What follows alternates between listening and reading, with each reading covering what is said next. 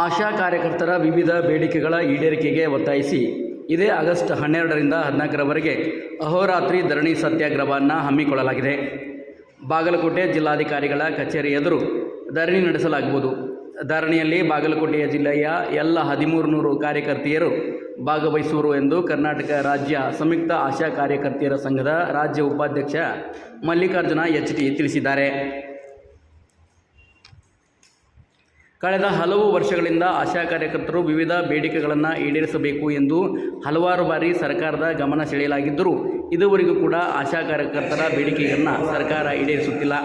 ಹೀಗಾಗಿ ಇದೇ ಆಗಸ್ಟ್ 12ರಿಂದ 14ರವರೆಗೆ ಎಲ್ಲ ಜಿಲ್ಲಾ ಕೇಂದ್ರಗಳಲ್ಲಿ ಜಿಲ್ಲಾಧಿಕಾರಿಗಳ ಕಚೇರಿ ಎದುರು ಧರಣಿ ನಡೆಸಲಾಗುವುದು ಎಂದು ಮಲ್ಲಿಕಾರ್ಜುನ ತಿಳಿಸಿದ್ದಾರೆ.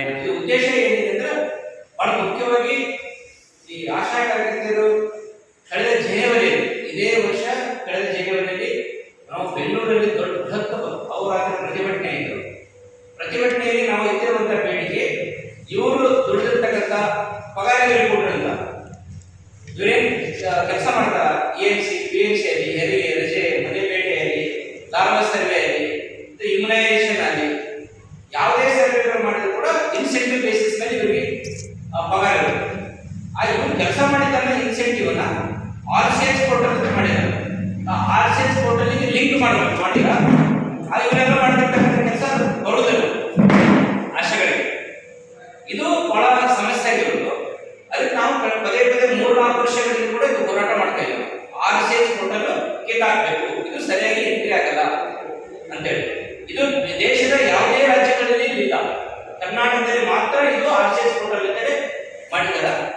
ಈ ಒಂದು RCH ಪೋರ್ಟಲ್ ಲಿಂಕ್ ಮಾಡೋದ್ರಿಂದ ಹಲವಾರು ಸಮಸ್ಯೆಗಳು ಬರ್ತಾ ಇವೆ. ಇದೊಂದು ಎರಡನೇದಾಗಿ ಬಹಳ ಮುಖ್ಯವಾಗಿ ಏನು ಈ EMC PMC ಇವೆಲ್ಲ ಬ್ಯಾಲೆನ್ಸ್ ಇತ್ತು, ಇವೆಲ್ಲ ಕೊಡಬೇಕು ಅಂದರೆ ಜನವರಿಯಲ್ಲಿ ಹೋರಾಟ ಆಯಿತು.